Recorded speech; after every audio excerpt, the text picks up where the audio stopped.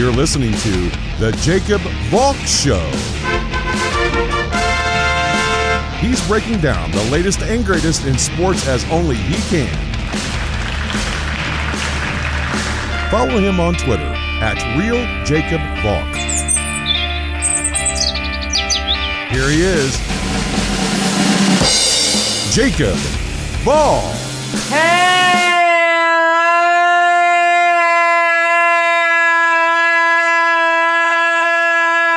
Hello, sports fans! Welcome to another edition of the Jacob Valk Show. I am the Jacob Valk, except no imitation. I've got to start with the NHL. No, it's not about Charles Wang. Believe me, I did enough of that last night. I stand by everything I said. It was kind of funny. My father asked me, Jacob, why did you go after Charles Wang so hard? It's like, have you listened to it? No, I haven't yet. Well, okay, listen to it, and then get back to me. Everything I said was true. It's just that simple. But, look, if you want to hear that rant, listen to yesterday's Islanders show. Instead, I want to start off with Panthers Blue Jackets. A very, very impressive win for the Panthers. They beat Columbus 8-4. Their third line combined for 15 points. I don't think I've ever seen that before. Sam Reinhart had a hat trick. Mason Marchment had 6 points. Reinhart, Marchment, and Anton Lundell were all a +6. They comprise the Panthers' third line. Lundell had 5 assists. Even though Sergei Bobrovsky wasn't the greatest, he gave up 4 goals. He made 32 saves on 36 shots. That's less than a .900 save percentage. I don't like that. It's kind of hard to lose when you have 2 players combining for 5 goals. It's kind of hard to lose when you have 3 players combining for 15 points. And the thing is, this was an honest hat trick by Sam Reinhart. It came in the first 25 minutes of the game, so no empty netters. The Panthers never trailed in this game. This was just an epic domination by arguably the best team in hockey. In fact, you can make a very strong argument that they are the best team in hockey. I understand that the Blue Jackets aren't world beaters. They're not. No question about that. But that doesn't take away anything from what the Panthers did. This is a Panthers team that looks very capable of winning the Stanley Cup. Their goal scoring is absolutely outrageous. They are leading the NHL in goals scored with 192. The team that's second is the Colorado Avalanche with 181. If I'm limiting it to just Eastern Conference teams, the team that's second is the Tampa Bay Lightning. They've scored 154 goals. they're not in the same ballpark as the Panthers. The Panthers have 8 players with at least 30 points and 11 players with at least 20 points. Jonathan Huberdeau looks like he's going to be a Hart Trophy finalist. He's leading the NHL in points with 63. Sam Reinhart's a point-a-game player. Aaron Ekblad came back from the big injury and looks better than he ever did before. He's on just about a point-a-game pace.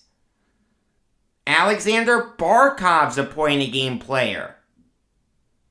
The Panthers right now are clicking on all cylinders, and it's hard to envision them losing 4 games in a 7-game series. I mean, I could see the Hurricanes giving them a run for their money. I could see the Maple Leafs giving them a run for their money. Maybe the Bruins. You know what all 3 of those teams have in common? Great goaltending. Frederik Andersen, Jack Campbell, and Linus Ullmark are having great seasons. What's the one thing that can stop a great offense? Great goaltending. What do you need in the Stanley Cup playoffs? A great goalie. The thing is, though, the Panthers have a great goalie. Now, I've been skeptical of Sergei Bobrovsky in the past, but he's having a really good season this year.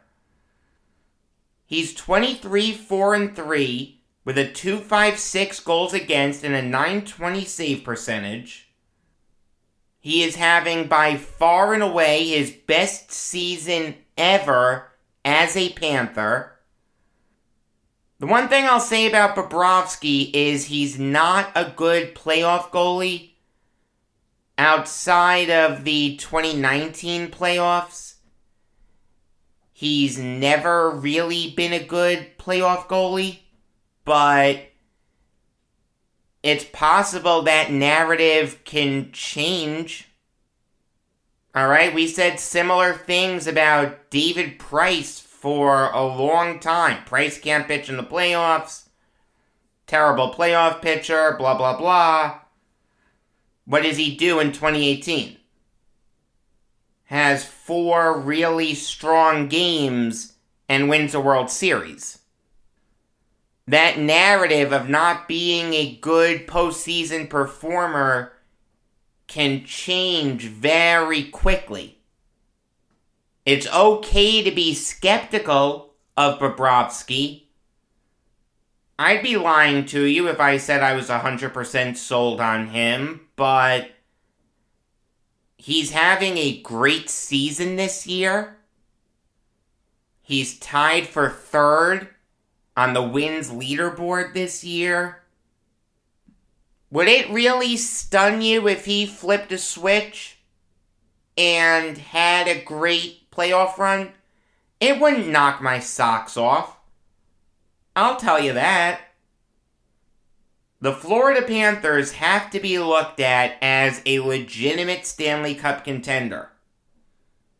They are an incredibly well-rounded team. Their depth is insane. Their goaltending has been great this year. Give Andrew Brunette a ton of credit. Takes over for Joel Quenneville in the most unenviable of circumstances. And you know what? He has the Panthers playing better than Quenneville ever did.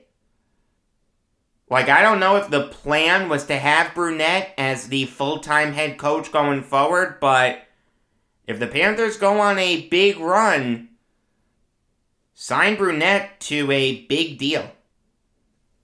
You want to keep a coach like that around long term. No question about that. Moving on now to some extensions that the Golden Knights signed. a few of their players too. Braden McNabb signed a 3-year extension worth $8.55 million. That's $2.85 million per year. Michael Amadio signed a 2-year extension worth $1,525,000. That's $762,500 per year. And Logan Thompson signed a 3-year extension worth $2.3 million. That's about $766,000 per year. And I have no problem with any of these moves. Braden Coburn is a good top 6 defenseman. Good defensive defenseman. Plays the game the right way. Will never get you a ton of points. This year he has 9 points in 45 games.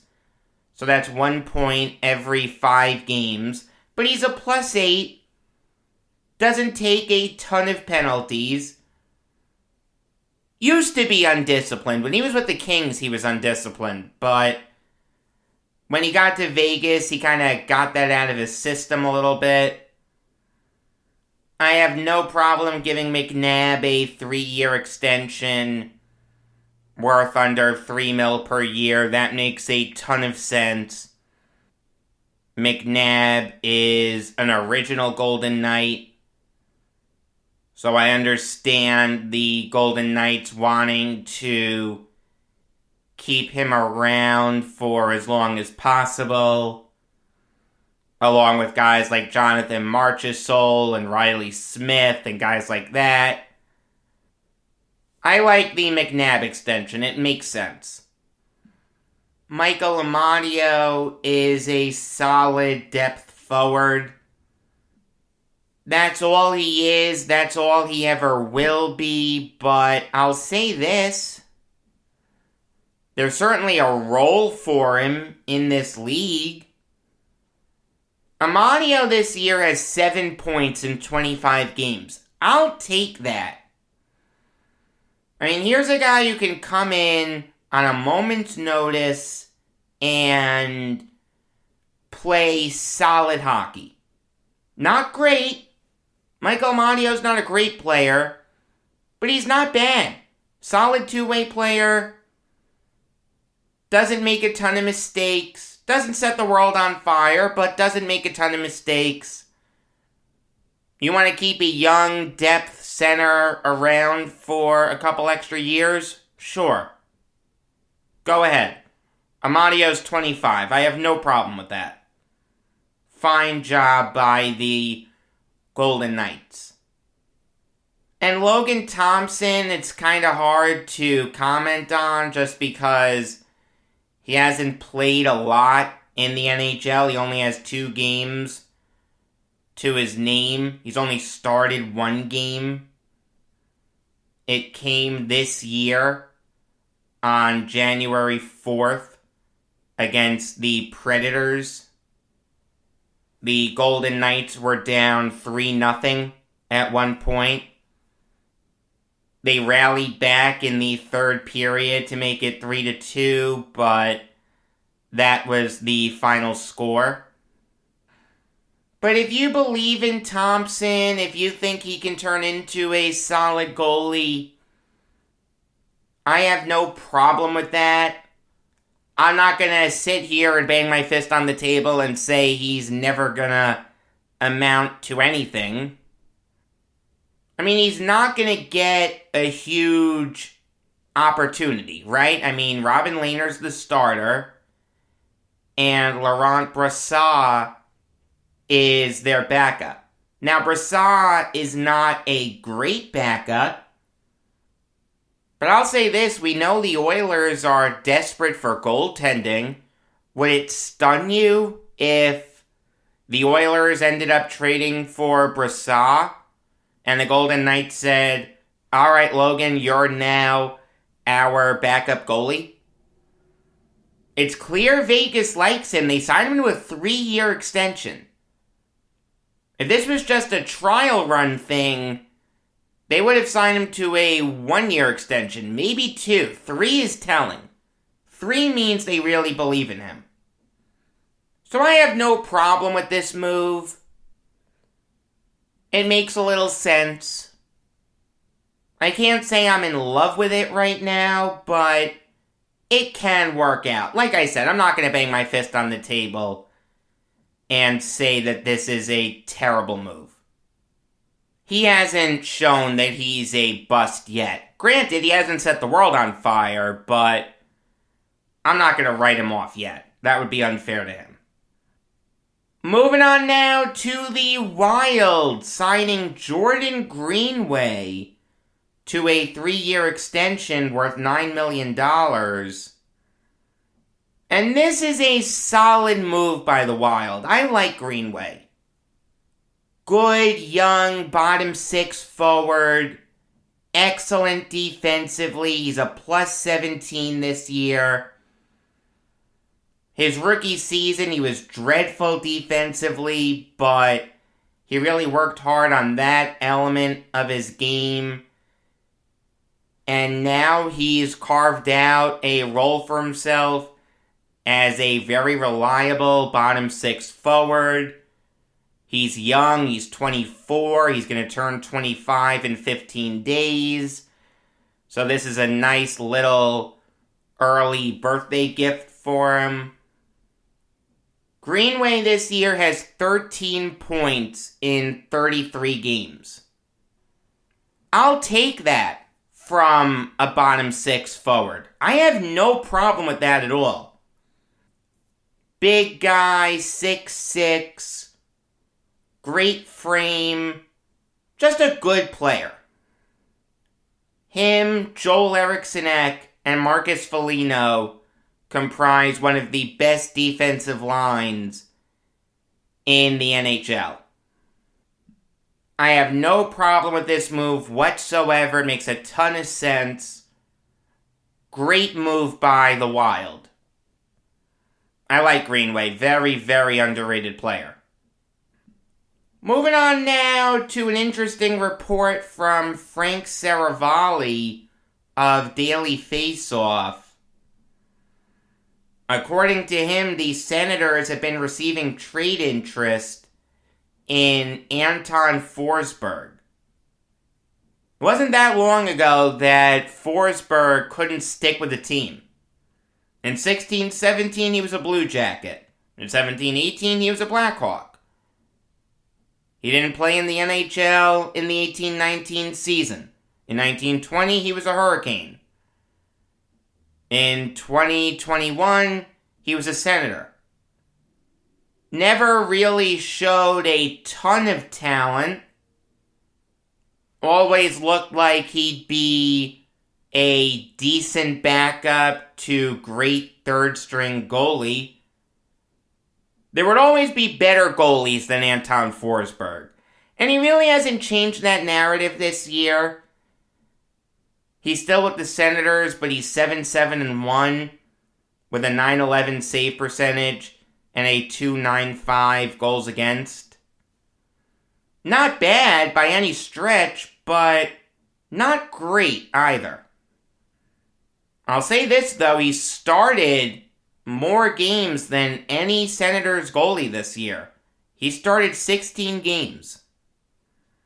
Matt Murray has started 13, and Philip Gustafson has started 10. But the Senators certainly can afford to move on from Forsberg. I mean, they're out of the playoffs, and if you can get a decent pick for a 29-year-old goalie that in no way, shape, or form is going to be part of your next playoff run, do it. I mean, I'll say this. I like Matt Murray. I know a lot of people have given up on Matt Murray. I'm not one of them. He's massively overpaid, but he's not having a bad year this year. He's 4-6-2 with a .910 save percentage and a .285 goals against. Very similar to Forsberg. And also, Murray has 2 Stanley Cups. He was the seminal reason that the Penguins won in 16. 17 was both Murray and Fleury, but 16 was all Murray. That means something to me.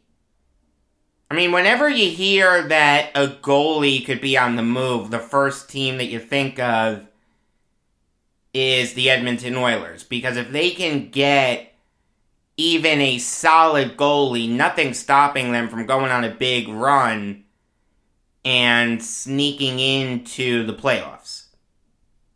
They're 1 point behind the Flames right now for that final wildcard spot in the West. But making the playoffs isn't enough. The Oilers have proven that they can make the playoffs.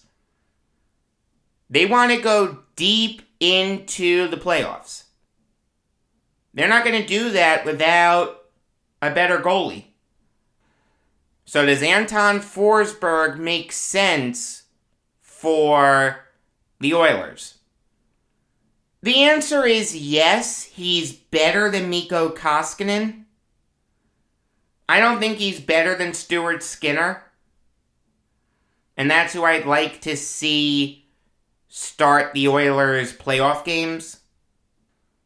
If the Oilers are going to swing a trade for a goalie, it's not going to be for someone like Forsberg, who's just decent. It's going to be for a big fish. How's this? A 3-team trade.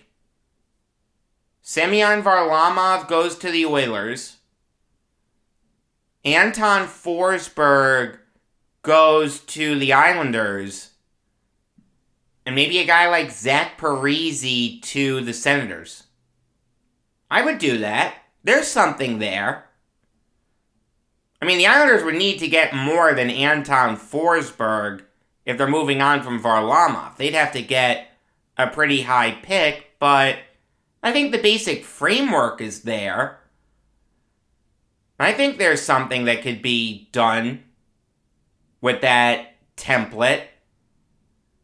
Parise to the Senators, Varley to the Oilers, and Forsberg to the Islanders. I could see that working. I've always said I'm okay with moving on from Varlamov, but I've got to get a good package back and give me a good backup. I'm fine with Sorokin. No issue with Sorokin whatsoever. I love Sorokin. But who's the backup? It can't be Corey Schneider. It can be Anton Forsberg. Forsberg's a UFA after this year, but if he impresses the Islanders, I could see them bringing him back. Have Sorokin play 60 games or so. Have Forsberg play the rest. Or maybe a guy like Jacob Skarek is ready. I've heard good things about him in the AHL. Maybe Forsberg is just a rental. I'm fine with that. I have no problem with any of that. But if the Islanders can get a reasonable haul of draft picks for Varlamov, they'd be insane to turn that down. The only issue has been, who are you bringing in to replace him? Anton Forsberg can be that guy. I'm telling you, there's something there. I think a 3-team trade between the Islanders, Oilers, and Senators can be worked out. I'm not sure exactly what it would be, but I think the basic template is there. Alright, now I'll give you some college basketball Valk talk. There are a couple games tonight that feature 2 ranked teams. The first one is Kansas going up against ISU. And I'll say this is a very un-Kansas-like team. It plays like a Kentucky team. When you think about Kansas, you think of a very disciplined team You think of a well-rounded team. You think about a team that prides itself on defense. That's not what this Kansas team is. This is a very bad defensive team, but their offense is sensational. Ochai Agbaji is putting up 21 points per game. Christian Braun's putting up 15 points per game. Jalen Wilson, David McCormick, and Remy Martin are providing really good depth scoring. This is an all-offense, no-defense Jayhawks team. It's actually very surprising. But hey, it's working. They're 17-3. I know they got destroyed by Kentucky on Saturday, but the game before that, they knocked off Texas Tech in double overtime. Alright, you can forgive them for that letdown. But I like Kansas. I love their history. They've been around since the 98-99 season. Count with me the coaches they've had, the full-time coaches. James Naismith, Fog Allen, William Hamilton, Allen again, so we're still at 3.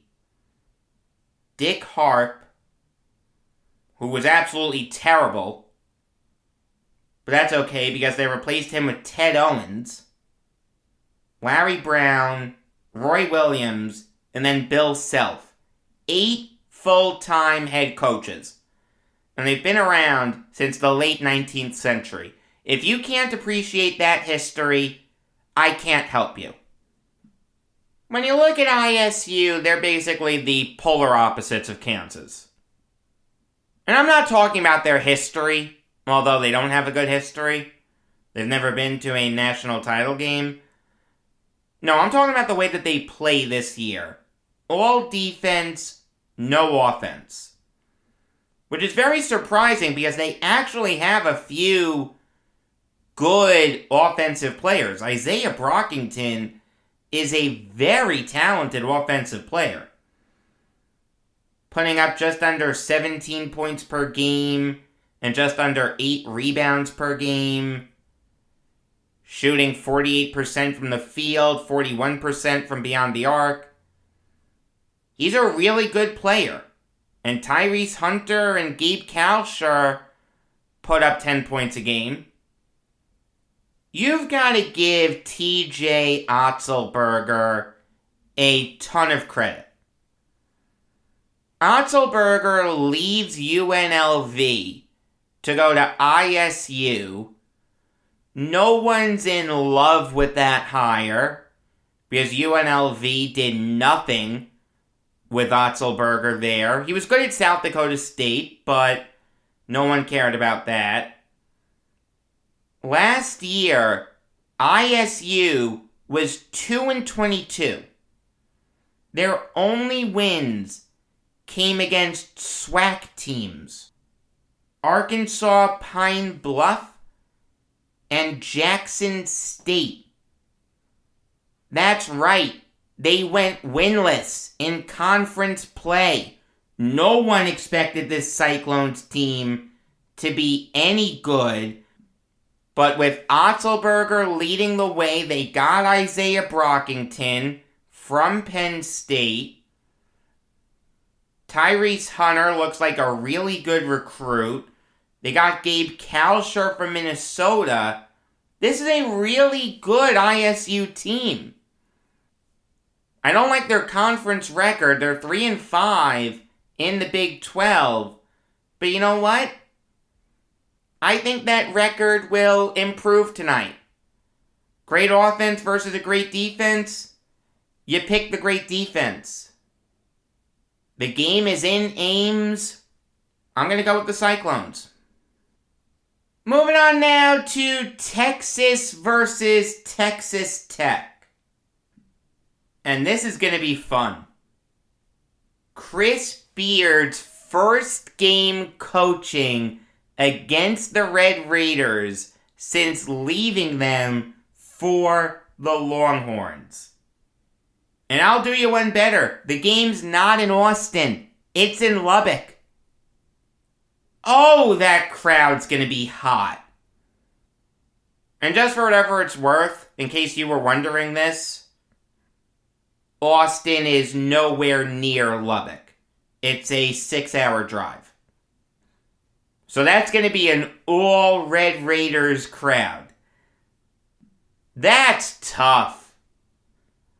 I mean, that's really, really tough. The Longhorns are going to have their work cut out for them. You talk about all offense, no defense. The Longhorns are the textbook definition of that. If you were to look in the dictionary for all offense, no defense, you'd see a picture of this Longhorns team. They're averaging only 68.7 points per game. That's the 100th worst mark in the nation.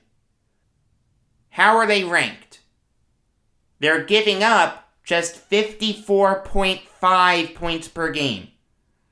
That is the single best mark in the country. Guys like Timmy Allen, Marcus Carr, Andrew Jones, and Dylan Dissou have really stepped up. I mean, how's this for a stat? Texas only has 2 games this year where they've given up at least 70 points. Gonzaga scored 86 against them. Okay, they're Gonzaga. And Iowa State scored 79 against them. Which is very interesting, because like I said, ISU is not a great offensive team. The thing that you need to know about this Texas team is they really don't play well against good teams. They lost to Gonzaga, they lost to ISU, they lost to Seton Hall, and they only won by 1 point against Tennessee. Their defense is excellent. There's no question about that. But a lot of that has come from picking on bad teams.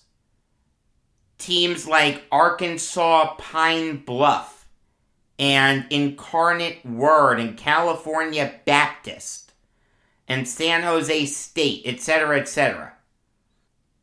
The stats are a little misleading. Their defense is great, but the stats are a little misleading.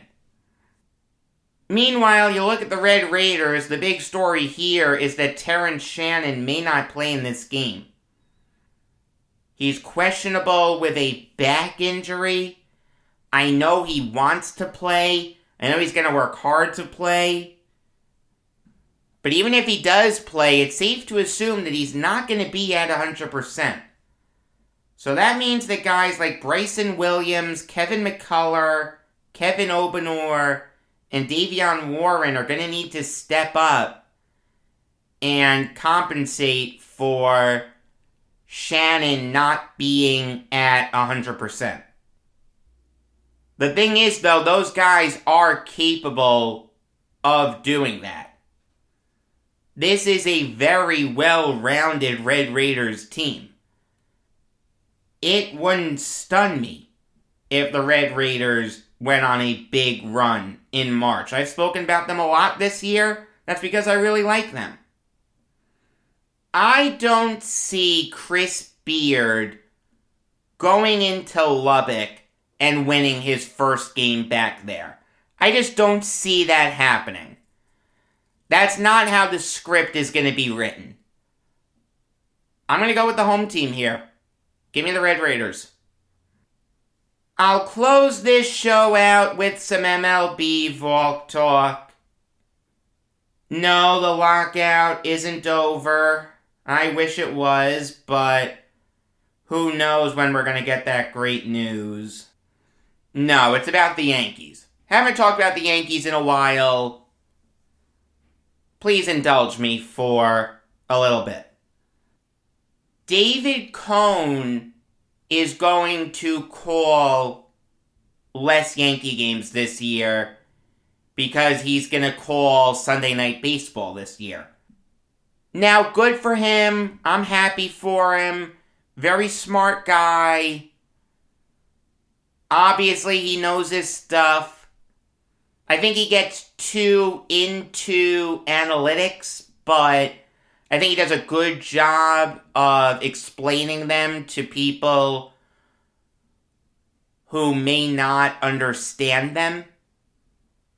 Cohn deserves that promotion, but that opened up a void in the S Network. Who's gonna replace Cohn? It's a first-time broadcaster. It's a former Yankee, but you don't think of him as a former Yankee. A borderline Hall of Famer. Just like David Cohn. Except this guy will be on the ballot next year. David Cohn won't be. Maybe he'll be on the Today's Game committee ballot, but not the writer's ballot. The Yes Network hired Carlos Beltran to replace Cohn. Beltran will call 36 Yankee games next year. This is Beltran's first job in baseball since he was fired as Mets manager despite never losing a single game. Granted, he didn't win a single game either, but he didn't lose one. I mean, that's impressive. Buck Showalter isn't going to do that. Look, I want to talk about this in two ways. How Beltran will do as a color commentator, and the hire itself. I think Carlos Beltran will be a very good color commentator. Alright, very smart guy, great communicator, very well-respected baseball mind.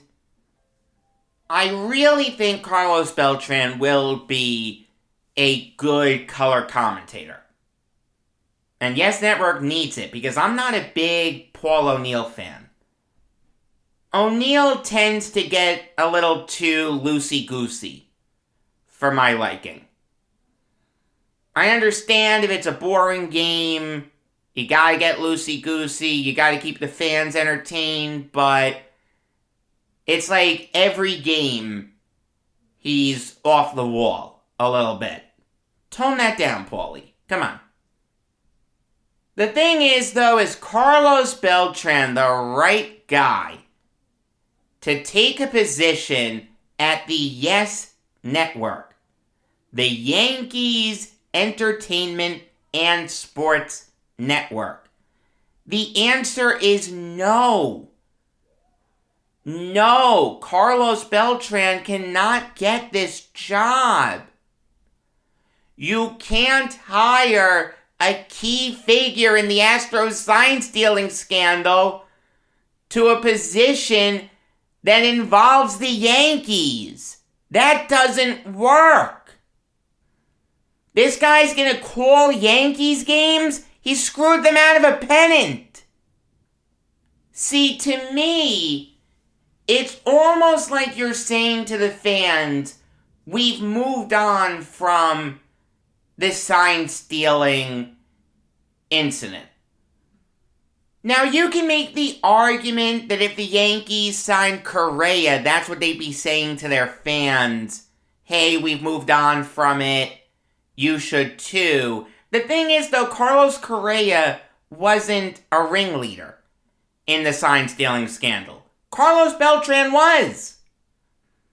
Carlos Beltran was mentioned by name in the report as one of the ringleaders of that nonsense.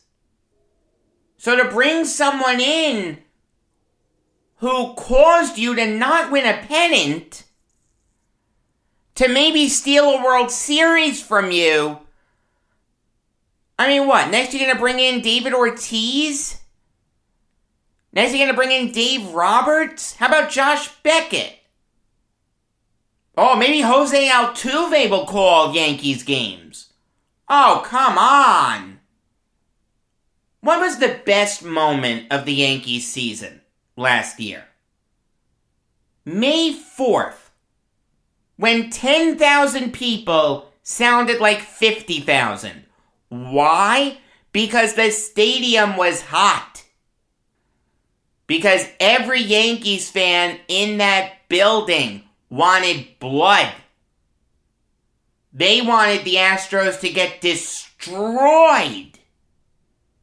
You know what the best part of that game was?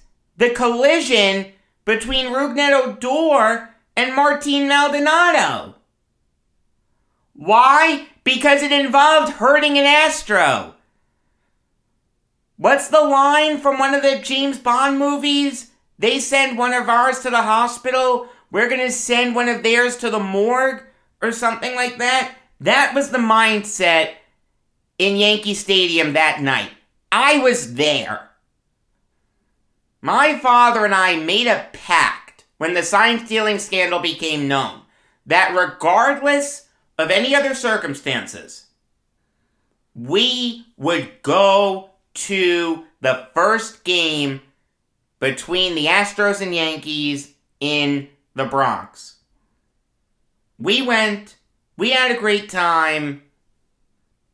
It's one of those moments that you'll never forget.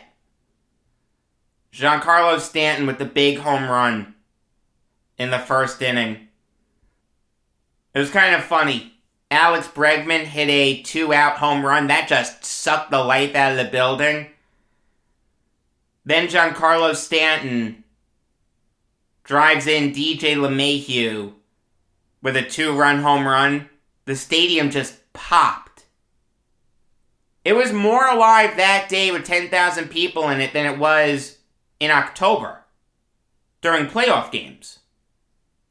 To say to a guy like Beltran, it's okay that you did this, we forgive you, that's tough. It's one thing to bring in a guy like Correa who just happened to be there. You brought in Garrett Cole, and the 18 Astros stole signs. Alright, every Yankees fan loves Garrett Cole. I love Garrett Cole. No one loves Garrett Cole more than me. I have a pop figure of him in my office, and I've called on the Yankees to sign Carlos Correa for months now. I want Carlos Correa in pinstripes. But to bring in one of the ringleaders? To bring in the head of the operation? Come on, you can't do that. Maybe it's not a big deal to most people, but boy, I'll tell you, when I saw this news, I cringed. I did not like it. And again, I think Beltran will do a good job as a color commentator. But because of what he did in 2017, there are just certain people who should never work for the Yankees. Let me ask you something. Should A.J. Hinch manage the Yankees? Should Alex Cora manage the Yankees? No. No, there are certain people that you just don't want to be affiliated with. Beltran is one of those people. I do not like the Yes Network bringing him in. I don't know exactly what the relationship is between the Yankees and the Yes Network. Like, I don't know if someone within the Yankees organization can say to someone within the Yes Network, hey, don't hire this guy. But the Yes Network needs to know better. There are certain people that you just shouldn't hire. Carlos Beltran's one of those people. I'm not sure who else was available. I don't know who does Rail Riders games. I don't know who does Somerset Patriots games. But someone from there had to be better than Carlos Beltran. I do not like bringing him in. There was a death in the baseball world that I really wanted to talk about. And that was the passing of Jeff Innis. who died of cancer at the age of 59. Really, really sad story. Firstly, to die so young, but he was receiving treatment in Houston. In January, he was informed that there's nothing more the hospital can do for him. So, go back to Georgia and spend your last days with your loved ones. Innis didn't have the money to go back home. It's not as simple as just buying a plane ticket. When you're a cancer patient and you're that close to death, you need an air ambulance to get you from Texas to Georgia, and you need to set up hospice care. There was a GoFundMe that his family set up with a $15,000 goal saying, help us get him home. It had a $15,000 goal. It ended up raising $78,021. Great job by Mets fans. One could make the argument that Steve Cohen should have footed the bill himself, but that's not the story here. The story is the excellent job by Mets fans in pitching in to help a really good Met die in peace. Let him pass on surrounded by loved ones. And Jeff Innis was a really good Met. He played during part of that Mets era that no one likes to talk about. The era between 86 and 99. But that doesn't take away anything that he did. Jeff Innis, for a while, from 87 to 93, was a really good reliever for the Mets. I mean, it took him a while to really find his niche with the Mets. In 87, the I-Man pitched in only 17 games. The year after that, it was 12. It went up in 89 to 29, but after that, it went down to 18. Then in 91, Innis finally got a chance to show what he could do when given a lengthy opportunity. He went 0-2 with a 2.66 ERA. He was a really good setup guy for John Franco. And that was the knock on Innis. He became the first pitcher in Major League history to appear in at least 60 games without recording a win or a save. And that played against him during arbitration. He wanted $650,000. The Mets offered $355,000. The arbitrator sided with the team. But here's the thing. If John Franco was on the Mets, who's going to get those save opportunities? John Franco, not Jeff Innis. Franco had 30 saves that year. It was a weird argument. It worked. Give the Mets credit, but it was just a weird argument if you really stop and think about it. The year after that, Innis went 6-9 with a 2.86 ERA. He pitched in 76 games that year, which for a little bit was a franchise record for most games pitched in a season. Turk Wendell broke the record in 99 by pitching in 80 games. The current record belongs to Pedro Feliciano, who in 2010 pitched in 92 games. Innis' last year was 1993. He went 2-3 with a 4.11 ERA. Not terrible, but certainly not what people had come to expect from the I-Man. The Mets let him walk. He bounced around the minors a little bit, but never made it back to the majors.